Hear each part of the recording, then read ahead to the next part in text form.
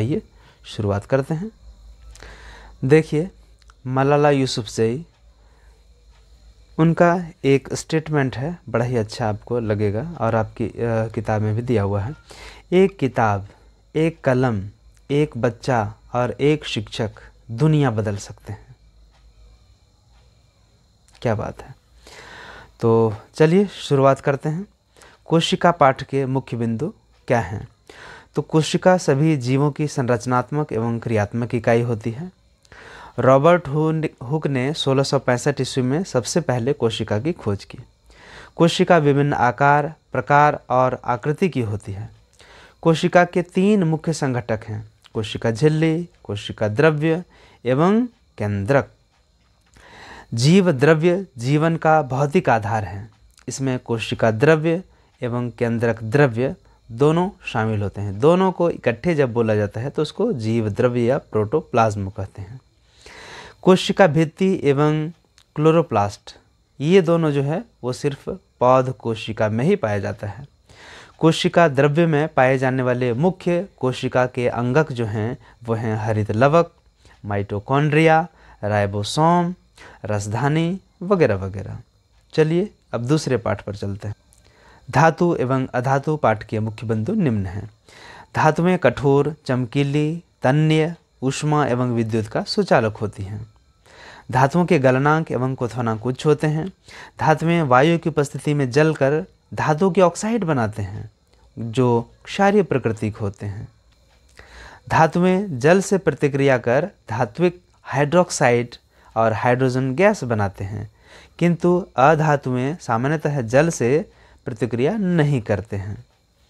धातुएं अम्लों के साथ प्रतिक्रिया कर धात्विक लवण और हाइड्रोजन गैस बनाते हैं, जबकि अधातुएं सामान्य तापक्रम में अम्लों के साथ प्रतिक्रिया नहीं करते।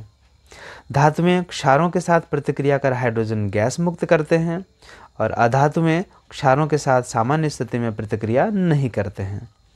धातुओं और अधातुओं का हमारे जीवन में बहुत सारे उपयोग हैं, जैसे कि लोहा, इसके दरवाजे बनते हैं, इसकी कुर्सियाँ, इसके टेबल बनते हैं और इसके छड़ बनते हैं, घरों में यूज़ होते हैं, पुल बनते हैं, गाड़ियों में यूज़ होता है, ट्रेन की पटरी बनाई जाती है वगैरह वगैरह ढेर सारे। इसी तरह बहुत सारे धातुएं हैं और अधातु हैं, उसका उपयोग डिटेल से आप पढ़ सकते हैं।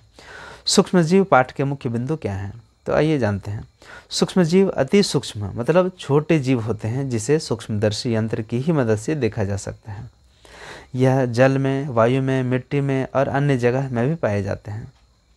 सूक्ष्मजीव बहुत सरल जीव हैं जो कठिन परिस्थितियों में भी जीवित रह सकते हैं। ये एक कोशिकी और बहुकोशिकी दोनों हो सकते हैं।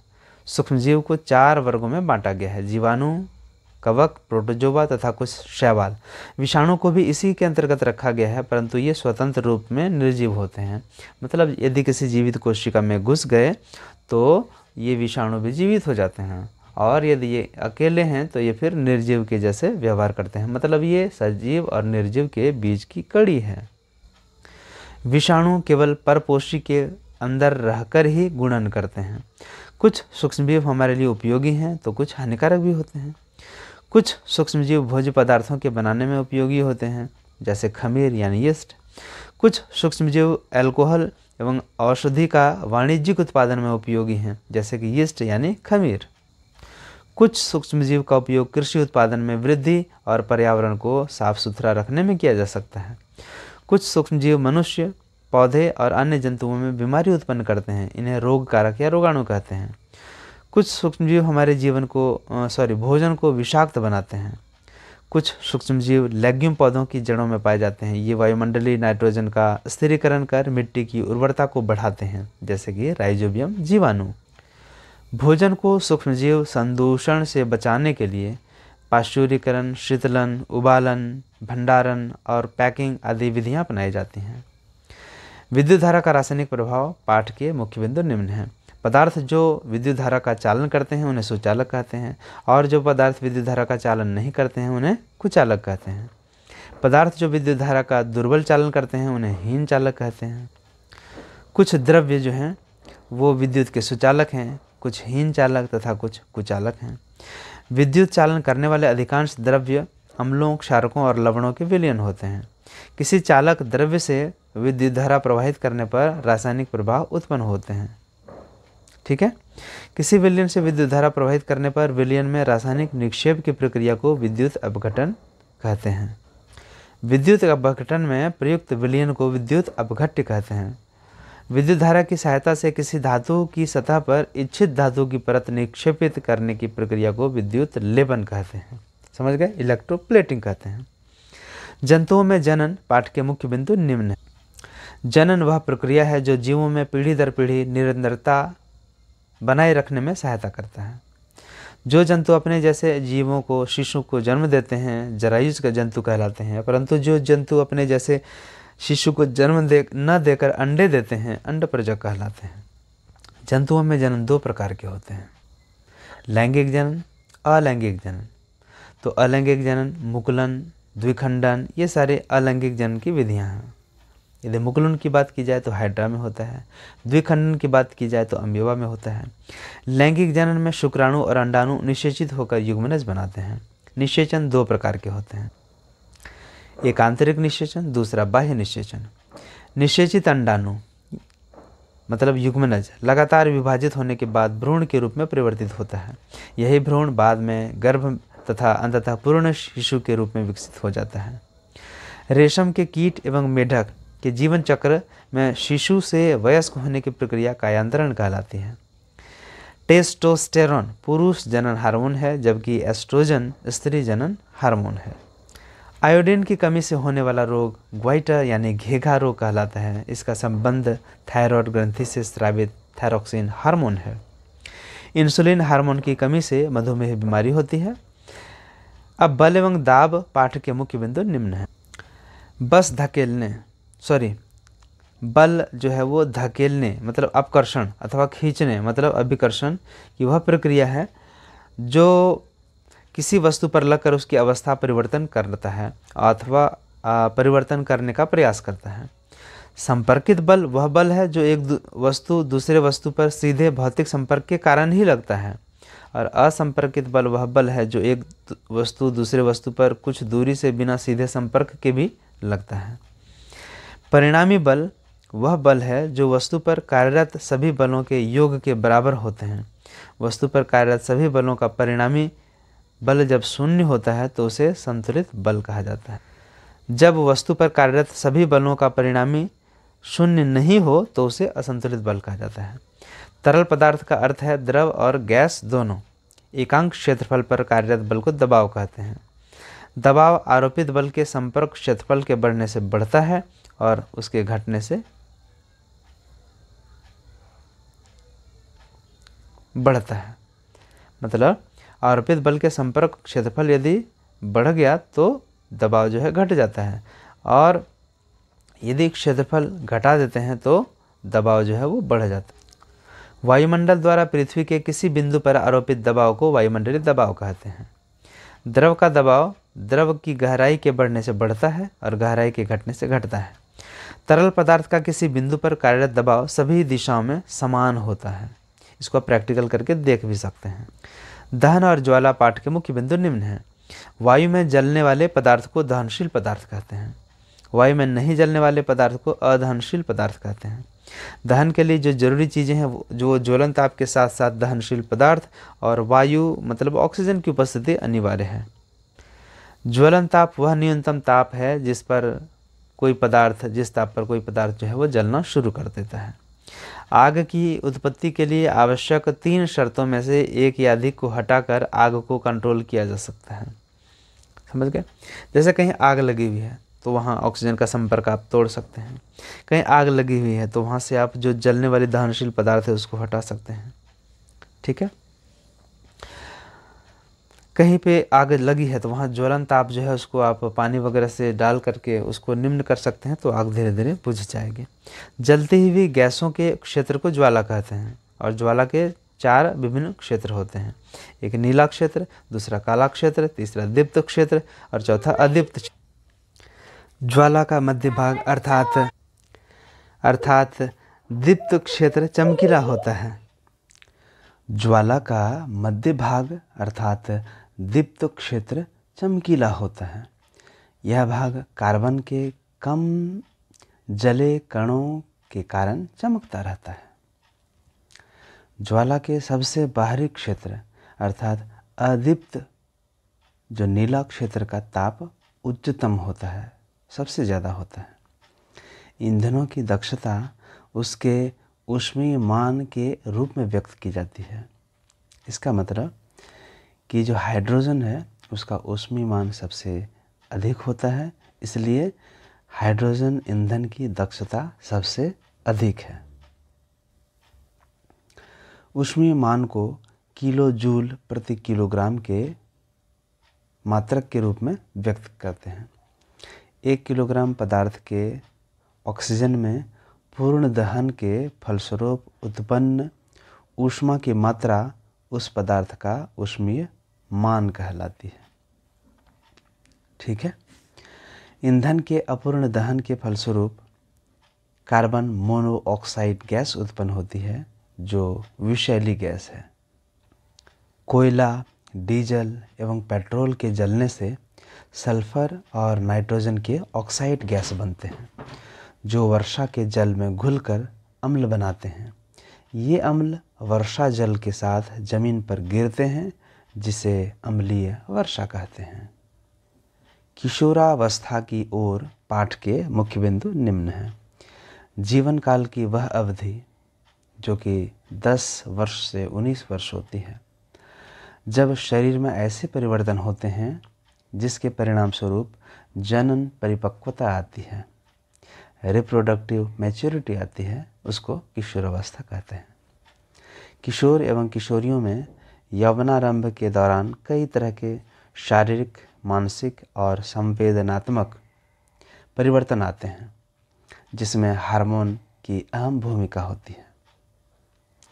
हार्मोन अंतःस्रावी ग्रंथियों द्वारा स्रावित होता है और अंतःस्रावी ग्रंथियां जो होती हैं वो नलिका विहीन ग्रंथियां होती हैं। पीयूष ग्रंथि द्वारा स्रावित हार्मोन शारीरिक वृद्धि और अन्य ग्रंथियों द्वारा स्रावित हार्मोन का नियंत्रण करता है। विभिन्न ग्रंथियों द्वारा स्रावित जो हार्मोन हैं वो निम्न हैं। देखिए, अग्नाशय ग्रंथि, इसके द्वारा इंसुलिन हार्मोन स्रावित होता है, जो हमारे रक्त में मतलब रुधिर खून में ग्लूकोज की मात्रा को संतुलित करता है। थायराइड ग्रंथि जो कि गले में होती है, उससे थायरॉक्सिन हार्मोन स्रावित होता है। इसी की कमी से थायरॉक्सिन जो हार्मोन है, इसकी कमी से थायराइड ग्रंथि सूज जाती है, फूल जाती है, जिसको हम लोग घेघा या ग्वाइटा बीमारी कहते हैं। यह आयोडीन की कमी से होती है। तथा एड्रिनल ग्रंथि जो कि हमारे किडनी के पास होती है, तो एड्रिनल ग्रंथि द्वारा एड्रेनलिन हार्मोन का उत्पादन होता है, जिसे हम लोग इमरजेंसी हार्मोन भी कहते हैं। यह हमें चिंता, क्रोध ऐसी स्थिति में हमें तैयार करता है संघर्ष करने के लिए। बता दें कि पीयूष ग्रंथि खुद हार्मोन स्रावित करने के साथ साथ वृषण यानी टेस्टिस, अंडाशय यानी कि ओवरीज, थायराइड और एड्रिनल को हार्मोन स्रावित करने के लिए उद्दीपित करता है यानी कि स्टिमुलेट करता है। टेस्टोस्टेरोन यह नर जनन हार्मोन है और एस्ट्रोजन यह मादा जनन हार्मोन है। शिशु का लिंग निर्धारण युग्मनज के गुणसूत्र XX अथवा XY पर निर्भर करता है। मुख्य रूप से पिता का जो गुणसूत्र है वह XY होता है और इसी पर निर्भर करता है किसी शिशु का लिंग। किशोरावस्था में संतुलित आहार, व्यक्तिगत स्वच्छता का पालन करना आवश्यक होता है। प्रकाश पाठ के मुख्य बिंदु निम्न हैं। प्रकाश सभी अपारदर्शी पृष्ठों से परावर्तित होता है। जब प्रकाश किसी समतल पृष्ठ से टकराता है या आपतित होकर परावर्तित होता है तो उसे नियमित परावर्तन कहते हैं। और खुरदरे पृष्ठों, रुखड़ा पृष्ठों से विसरित परावर्तन होता है, मतलब नियमित परावर्तन नहीं होता है। प्रकाश के परावर्तन के दो नियम हैं। पहला, आपतन कोण परावर्तन कोण के बराबर होता है और आपतित किरण, परावर्तित किरण और परावर्तन बिंदु पर खींचा गया अभिलंब एक ही तल में होते हैं। वास्तविक प्रतिबिंब वह प्रतिबिंब है जिसे पर्दे पर उतारा जा सकता है, और आभासी प्रतिबिंब वह प्रतिबिंब है जिसे पर्दे पर नहीं उतारा जा सकता है। दर्पण द्वारा बने प्रतिबिंब में पार्श्व परिवर्तन होता है, यानी कि समतल दर्पण में हमें बायां हाथ दाहिनी तरफ दिखता है और दाहिना हाथ बाईं तरफ दिखता है। पेरिस्कोप वह यंत्र है जिससे दृष्टि रेखा पर नहीं पड़ने वाले वस्तुओं को भी देखा जा सकता है, और कलाइडोस्कोप वह यंत्र है जो कांच के रंगीन टुकड़ों का बहुलित परावर्तन, मतलब अनेक परावर्तन के कारण सुंदर पैटर्न बनाता है। सूर्य का प्रकाश श्वेत प्रकाश कहलाता है। प्रकाश का विक्षेपण श्वेत प्रकाश का अपने 7 रंगों में विभक्त होने की प्रक्रिया है, और नेत्र के रेटिना यानी दृष्टिपटल पर बना प्रतिबिंब वस्तु के हटाए जाने के बाद भी 1/16 सेकंड तक रेटिना पर बना रहता है। प्रकाश में समतल दर्पण से किसी वस्तु का आभासी प्रतिबिंब बनता है। इंद्रधनुष सूर्य के प्रकाश का वायुमंडल में स्थित पानी के सूक्ष्म कणों से विक्षेपण की प्रक्रिया के ही कारण होता है। ब्रेल स्पर्श ज्ञानेंद्रिय की सहायता से दृष्टिहीन व्यक्तियों द्वारा पढ़ने की विधि है, जिसमें ब्रेल लिपि का उपयोग किया जाता है, जिसे लुई ब्रेल ने बनाया था। किसी कोण पर झुके 2 दर्पण एक से अधिक प्रतिबिंब बना सकते हैं। मानव नेत्र के महत्वपूर्ण भाग हैं कॉर्निया यानी कि स्वच्छमंडल, आइरिस हिंदी में परितारिका, पुतली, लेंस मतलब अभिनेत्र लेंस, रेटिना यानी कि दृष्टिपटल, और दृग तंत्रिका कोशिकाएं। ये सारे भाग हैं। फसल उत्पादन एवं प्रबंधन पाठ के मुख्य बिंदु निम्न हैं। भोजन सभी सजीवों की आधारभूत आवश्यकता है। मनुष्य अपना भोजन पौधे और जंतु दोनों स्रोतों से प्राप्त करता है। खेतों में फसल उगाने की पद्धति को कृषि कहा जाता है। किसी स्थान पर उगाए जाने वाले एक ही तरह के पौधों को फसल कहा जाता है। भारत में मौसम आधारित 3 प्रकार की मुख्य फसलें उगाई जाती हैं: खरीफ फसल, रबी फसल और ग्रीष्म या फिर जायद फसल। फसल के समुचित विकास के लिए उपयुक्त मिट्टी, उत्तम बीज, उत्तम कृषि औजार यानी उपकरण, उपयुक्त मात्रा में खाद और उर्वरक का उपयोग, सिंचाई की समुचित व्यवस्था, खरपतवार पर नियंत्रण, ये सारी चीज़ें जरूरी हैं।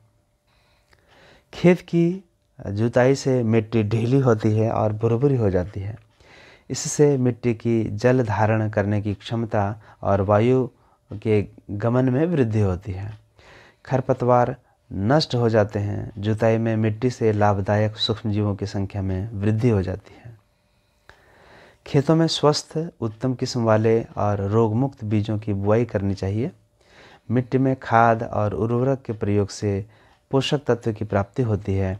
इससे मिट्टी की उपजाऊ शक्ति में वृद्धि होती है। उचित समय और अंतराल पर फसल को जल देना सिंचाई कहलाता है।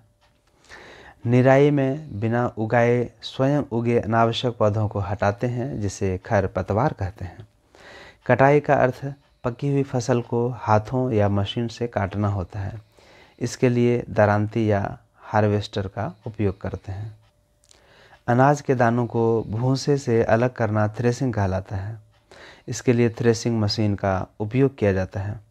बीजों को लंबे समय तक उपयोगी बनाए रखने के लिए इसका भंडारण जरूरी है। पशुओं को पाल कर भी खाद्य पदार्थ प्राप्त करते हैं, इसे पशुपालन कहते हैं। आओ ब्रह्मांड को जाने। पाठ के मुख्य बिंदु निम्न हैं। तारे ऐसे आकाशीय पिंड हैं जो लगातार ऊष्मा और प्रकाश उत्सर्जित करते रहते हैं।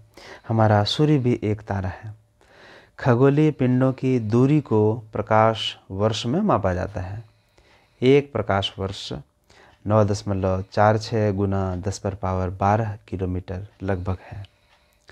सूर्य के बाद हमारा निकटतम तारा प्रॉक्सिमा सेंचुरी है, जो हमसे 4.22 प्रकाश वर्ष दूर है। एक प्रकाश वर्ष कितना होता है, आप जानना चाहेंगे?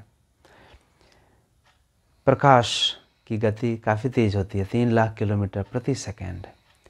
तो एक वर्ष में प्रकाश जितनी दूरी तय करती है उसे एक प्रकाश वर्ष कहते हैं। तारे सहित सभी आकाशीय पिंड लगातार गतिशील हैं। जिन आकाशीय पिंडों का अपना प्रकाश नहीं होता और जो किसी न किसी तारे का चक्कर लगाते हैं, उन्हें ग्रह कहते हैं। ग्रहों की परिक्रमा करते समय उनके साथ सूर्य का भी चक्कर लगाने वाले पिंडों को उपग्रह कहा जाता है। चंद्रमा पृथ्वी का एक प्राकृतिक उपग्रह है। सूर्य के 8 ग्रह हैं: बुध, शुक्र, पृथ्वी, मंगल, बृहस्पति, शनि, अरुण या इंद्र तथा वरुण। सूर्य की परिक्रमा करने में लगे समय को ग्रहों का परिक्रमण काल या परिभ्रमण काल कहते हैं। बुध ग्रह सबसे छोटा और बृहस्पति ग्रह सबसे बड़ा ग्रह है। सूर्य के सबसे निकट का ग्रह बुध है और सबसे दूर का ग्रह वरुण है। शुक्र और अरुण या इंद्र ग्रह पूर्व से पश्चिम की ओर घूर्णन करते हैं। अन्य ग्रह पश्चिम से पूर्व की ओर घूर्णन करते हैं। देखिए, घूर्णन मतलब किसी भी ग्रह का अपने अक्ष पर घूमने की जो गति होती है उसको घूर्णन गति कहते हैं। सूर्य की परिक्रमा करते समय पृथ्वी के अक्ष का झुकाव सदा एक ही ओर रहता है। इस झुकाव और सूर्य की परिक्रमा के कारण ही पृथ्वी पर ऋतुएं बदलती हैं। सूर्य और पृथ्वी और चंद्रमा की स्थितियों के बदलने से अलग अलग रात में चंद्रमा की आकृति बदलती रहती है। इन्हें चंद्रमा की कलाएं कहते हैं। सूर्य और उसके चारों ओर परिक्रमा करने वाले सभी पिंडों के समूह को सौरमंडल कहा जाता है। मंगल और बृहस्पति की कक्षाओं के बीच क्षुद्र ग्रहों की एक पट्टी है।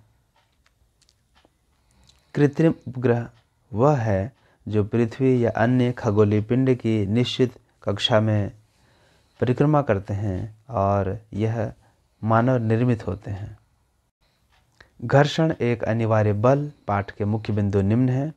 घर्षण एक बल है जो गतिशील वस्तुओं की दिशा के विपरीत कार्य करता है। घर्षण में ऊष्मा उत्पन्न होती है। घर्षण दो पृष्ठों की प्रकृति पर निर्भर करता है।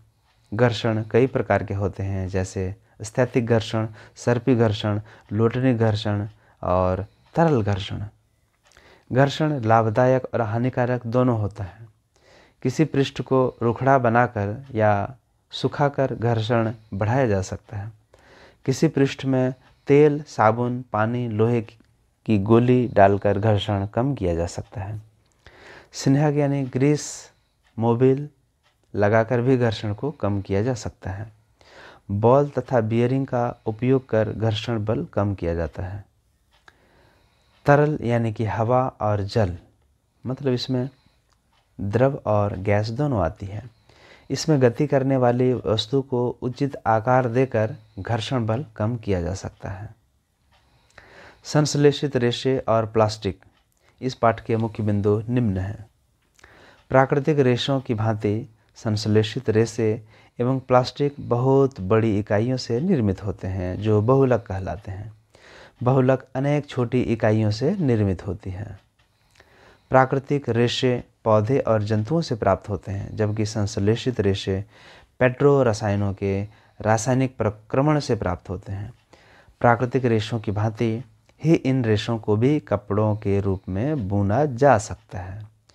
संश्लेषित रेशे से बने वस्त्र सस्ते होते हैं, ज़्यादा दिन चलते हैं। संश्लेषित रेशे से घरेलू वस्तुएं जैसे कि रस्सी, बाल्टियाँ, फर्नीचर, बर्तन आदि बनाए जाते हैं। इनका उपयोग जहाज बनाने, वायुयान, अंतरिक्षयान, स्वास्थ्य सेवा आदि में किया जाता है। संश्लेषित रेशों के उत्पादन में प्रयुक्त रसायनों के आधार पर उन्हें रेयॉन, नायलॉन, पॉलिएस्टर, एक्रिलिक आदि अलग अलग नाम से जाना जाता है। विभिन्न प्रकार के रेशे अपनी प्रबलता, जल सोखने की क्षमता, दहन प्रकृति, उसका मूल्य, टिकाऊपन आदि में अलग अलग होते हैं। आज प्लास्टिक के बिना जीवन की कल्पना नहीं की जा सकती है। चाहे घर हो या बाहर, प्लास्टिक सभी ओर है। प्लास्टिक या तो उष्मा सुघट्य होते हैं या फिर उष्मा दृढ़ होते हैं, यानी वे दो तरह के होते हैं, एक थर्मोप्लास्टिक और एक थर्मोसेटिंग प्लास्टिक। प्लास्टिक द्वारा उत्पन्न कचरा पर्यावरण के लिए हानिकारक होते हैं। इन्हें जलाने से विषैली गैस निकलती है। जमीन में डाल देने पर इन्हें अपघटित होने पर कई वर्ष लग जाते हैं। संश्लेषित रेशे और प्लास्टिक का उपयोग इस प्रकार करना चाहिए कि उनके अच्छे गुणों का उपयोग करते हुए उनका सजीव समुदाय पर पड़ने वाले पर्यावरणीय खतरा को कम किया जा सके। ध्वनि पाठ के मुख्य बिंदु निम्न हैं। कंपन करती हुई वस्तु के द्वारा ध्वनि उत्पन्न होती है। ध्वनि किसी माध्यम यानी ठोस, द्रव या फिर गैस में संचरित हो सकती है। ध्वनि निर्वात में संचरित नहीं हो सकती, जहाँ कोई माध्यम नहीं होती। मानव वाक तंतुओं के कंपन द्वारा ध्वनि उत्पन्न होती है, मतलब जो कि कंठ में होती है। प्रति सेकंड होने वाले कंपनों की संख्या को आवृत्ति कहते हैं। मतलब एक सेकंड में जितनी मात्रा में दोलन होता है या कंपन होता है उसको आवृत्ति कहते हैं। आवृत्ति का मात्रक हर्ट्ज होता है। कंपन के आयाम पर ध्वनि की प्रबलता निर्भर करती है। जो ध्वनि सुनने में मधुर लगती है उसे सुरीली ध्वनि कहते हैं, और जो ध्वनि सुनने में अप्रिय लगती है उसे शोर कहते हैं। शोर के कारण परिवेश में ध्वनि प्रदूषण होता है। ध्वनि प्रदूषण को कम करने के प्रयास करने चाहिए। प्राकृतिक घटनाएं, ये जो पाठ है इसके मुख्य बिंदु निम्न हैं। विद्युत आवेश दो प्रकार के होते हैं, धन आवेश और ऋण आवेश। कुछ वस्तुओं की दूसरी वस्तुओं से रगड़कर आवेशित किया जा सकता है। समान आवेश एक दूसरे को प्रतिकर्षित करते हैं और असमान आवेश एक दूसरे को आकर्षित करते हैं। रगड़ द्वारा उत्पन्न विद्युत आवेश को स्थिर विद्युत आवेश कहा जाता है। गतिशील आवेश को विद्युत धारा कहते हैं। आवेशित और अनावेशित वस्तु की पहचान विद्युतदर्शी द्वारा किया जाता है। आवेशित वस्तु के आवेश को पृथ्वी में स्थानांतरित करने को भूसंपर्कण कहते हैं। दो या दो से अधिक बादलों के बीच अथवा बादलों तथा पृथ्वी के बीच विद्युत विसर्जन के कारण तड़ित उत्पन्न होती है। तड़ित आघात मानव जीवन एवं संपत्ति को नष्ट कर देता है। तड़ित चालक भवनों को तड़ित से बचाता है, मतलब जिसे हम लोग वज्र कहते हैं। पृथ्वी के अचानक कंपन को भूकंप कहते हैं। पृथ्वी की सतह के भीतर गहराई में विक्षोभ के कारण भूकंप आते हैं। भूकंप आने के स्थान एवं समय की भविष्यवाणी नहीं हो पाई है। पृथ्वी के प्लेटों की सीमाओं पर भूकंप आने की प्रवृत्ति होती है। इन क्षेत्रों को भूकंपी अथवा भ्रंश क्षेत्र कहते हैं। विनाशकारी भूकंप की तीव्रता की माप रिक्टर पैमाने पर की जाती है। हमें भूकंप के प्रभाव से बचने के लिए आवश्यक एवं कारगर सावधानियां बरतनी चाहिए। हमें भूकंप के प्रभाव से बचने के लिए आवश्यक एवं कारगर सावधानियां बिल्कुल बरतनी चाहिए। भूकंप को मापने वाला यंत्र सिस्मोग्राफ है, जबकि भूकंप की तीव्रता का मात्रक रिक्टर पैमाना होता है। दुनिया में सबसे ज़्यादा भूकंप जापान में आते हैं। वायु प्रदूषण एवं जल प्रदूषण पाठ के मुख्य बिंदु निम्न हैं। प्रदूषण का अर्थ है वातावरण में होने वाले अवांछित परिवर्तन। जैव और अजैव दोनों तरह के घटक यह परिवर्तन ला सकते हैं। वायु और जल जो हमारे जीवित रहने के लिए जरूरी हैं, मानव गतिविधियों के कारण भी प्रदूषित हो रहे हैं। कार्बन मोनोऑक्साइड, कार्बन के नाइट्रोजन के oxide, carbon dioxide, sulphur oxide वायु के प्रमुख प्रदूषक हैं। कार्बन डाइऑक्साइड और मीथेन जैसी गैसें हरित गृह प्रभाव यानी कि ग्रीन हाउस इफेक्ट और वैश्विक तापन यानी कि ग्लोबल वार्मिंग के लिए मुख्य रूप से उत्तरदायी है। वाहित मल, कृषि रसायन और औद्योगिक अपशिष्ट कुछ प्रमुख जल प्रदूषक हैं।